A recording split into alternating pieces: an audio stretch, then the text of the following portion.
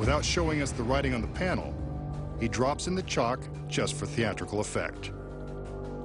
When he thinks we're convinced the spirits are done, he separates the slates, revealing his pre-written solution. The illusion is complete, and he never even summoned one spirit. The magician has a trick that is perfect for a first date, Valentine's Day, or any time you want to say I love you with flowers.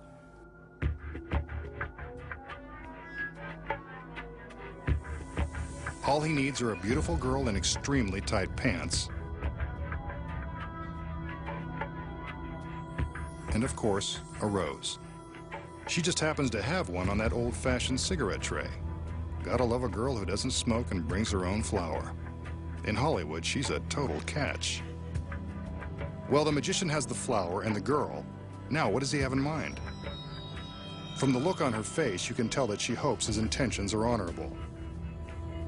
But she knows the masked man all too well. She's a brave girl to let him approach from behind. Maybe his magical trances really work. What's this? He's plunged the rose straight through her back and out through her stomach. That's one way to touch a girl's heart. Though for this much grief, she'd probably prefer jewelry. Now that his hand is out, she appears to be quite relieved and stunning as ever. But we're not letting him get away before he reveals the secrets. So how did the magician impale the girl with the rose, then remove the flower without incident? You've been looking at the secret all along. When the assistant enters, we notice that she's carrying an old-fashioned tray used by cigarette girls in nightclubs and Vegas casinos. Whenever assistants carry an unusual object or wear an outlandish costume, you can bet that it has something to do with the secret. When the girl strips off her jacket and elaborate blouse, you can see that her outfit was covering this fake arm. It's held in place by this shoulder harness. The fake arm disguises the fact that her real arm is tucked under her blouse and across her stomach. For the trick, she wears a black glove just like the magician. You'll notice that the ruffles on the blouse conceal the fact that her hand is hiding underneath. The front of the blouse is left open, which makes it easy for her to slip her hand from between the ruffles. The fake hand is attached to the side of the tray away from the audience, so they assume both of her hands are holding the tray as she enters. The magician approaches the girl from behind and pretends to plunge the flower through the girl. He's careful to keep his hand directly behind the girl's back. At the same time, the girl pushes her gloved hand through her blouse. But how does the flower get from behind her back to inside her shirt? Before the trick began, a duplicate flower was concealed inside. This is the flower that the magician takes after she drops it on the tray. The original flower has been gimmicked with clear plastic tape, so it easily attaches to the back of the girl's leather jacket. When she pushes the duplicate from her blouse, it appears that the original flower has passed right through her body. A little dramatic acting creates the illusion of agony. And that's how the magician appears to tickle a girl's fancy with a magical rose. Next, the magician exposes the amazing secret to biting a quarter in half. You won't believe how he does it. And then, he walks through the deadly sharp blades of a giant turbofan and survives to show you how it's done. When magic's biggest secrets finally revealed returns.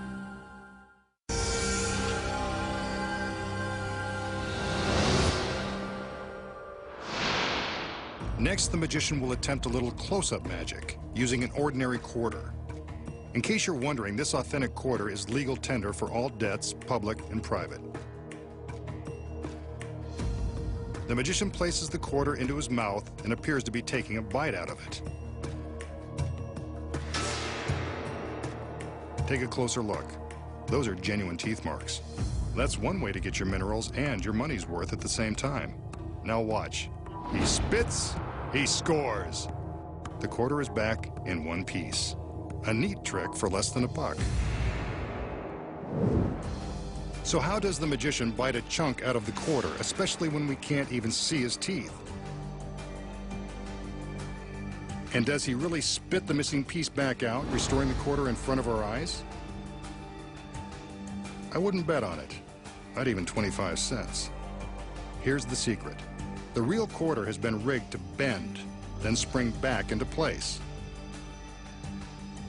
When the top is folded back, it appears as though it has been bitten off.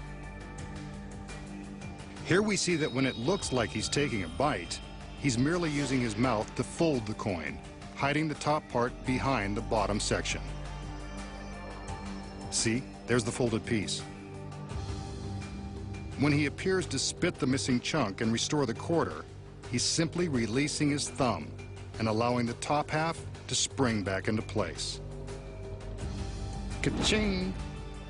No one suspects the rigged coin is simply unfolding before their eyes. And that's why he makes the big bucks. The magician will attempt to cheat death one more time as he takes on the spinning blades of this giant turbo fan. The fan is positioned in a framework and behind a protective canvas shield that will prevent others from harm and to save us from a gruesome sight should anything go wrong. You're looking at an actual turbofan that is capable of slicing a human to pieces in a matter of seconds. The assistants enter to give the magician the help and encouragement he needs to perform this dangerous trick. On his command, they open the protective shield to reveal the razor-sharp blades. Remember, this is a professionally trained world-class magician. Do not attempt this or any other illusions at home. You can see that there is room in the framework behind the fan. Keep your eyes on the magician. He steps up into the frame, so he's standing directly behind the spinning blades. Not the safest place to be, but the object is for the magician to defy a horrifying death.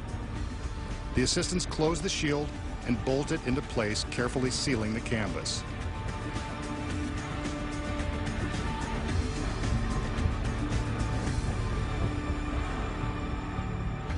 He's ready.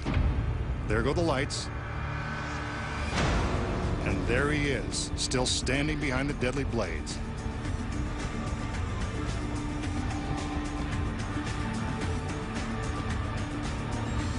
But what's this?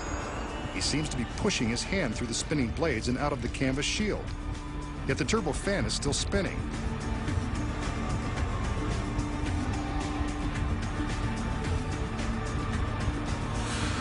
He pulls his hand back through.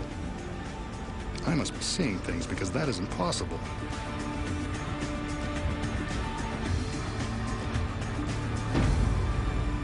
The lights go out again, and the girls enter. They unbolt the front of the frame and open the shield. And there is the masked man, standing behind the rotating blades, still in one piece. There's no way for him to have passed his arm through the canvas without being sliced to pieces. It must be an illusion. The frame is bolted shut one more time, and the canvas shield is sealed. Let's see what happens. The girls back away to a safe distance as the magician gets ready. There go the lights. They're back on in an instant. Maybe that turbofan is causing a power shortage. No matter. We can clearly see the shadow of the magician on the shield.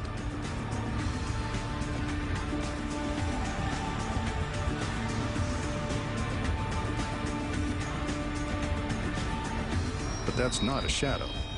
That's really his hand. And now his foot. That's no illusion. He should be shredded by now, yet he continues to pass through that fan as if it weren't even there. He's out, and the fan keeps spinning away. The magician has challenged death yet again and won. Good job, Masked Man. I'm truly your biggest fan. Up next, the incredible secret behind walking through an industrial turbofan. When magic's biggest secrets finally revealed returns.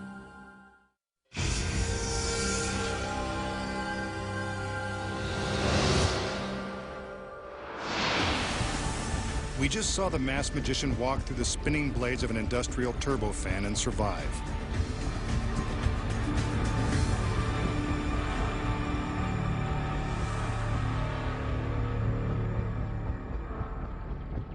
So how does the magician pass through the razor-sharp blades of the fan without being sliced and diced like a mountain of coleslaw or a mound of julienne fries?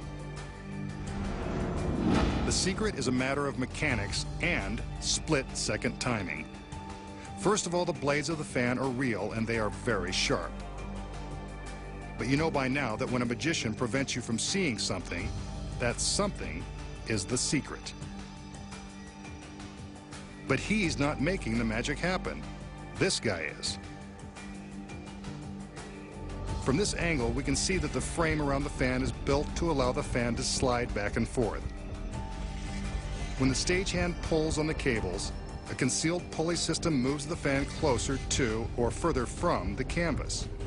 The next secret is in the lighting. Two different spotlights are cleverly focused so that the shadow of the fan is exactly the same size whether it's closer to the canvas shield or farther away. Here the fan is positioned close to the canvas. When the spotlight goes out, the fan is moved back and the next spotlight comes on, but the shadow looks precisely the same. From the front, you can see the shadow appears to be the same size. The magician waits for the light to go out, steps to the side of the frame as the fan moves back, and then steps in front of it before the next light comes on.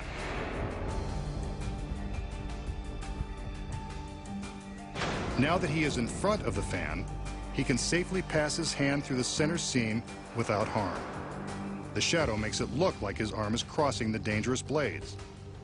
From this angle, you can see that he's merely standing in front of the rotating fan.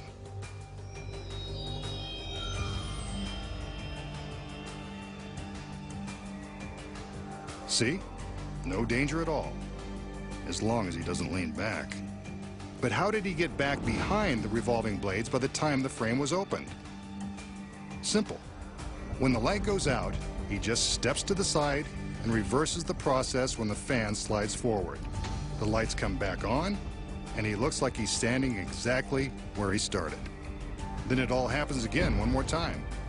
The lights go out, the magician sneaks around the fan,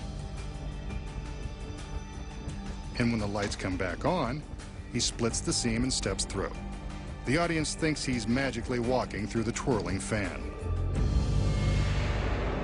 And there you have enough secrets to make your head spin. Next time, the masked magician returns to reveal more of magic's biggest secrets.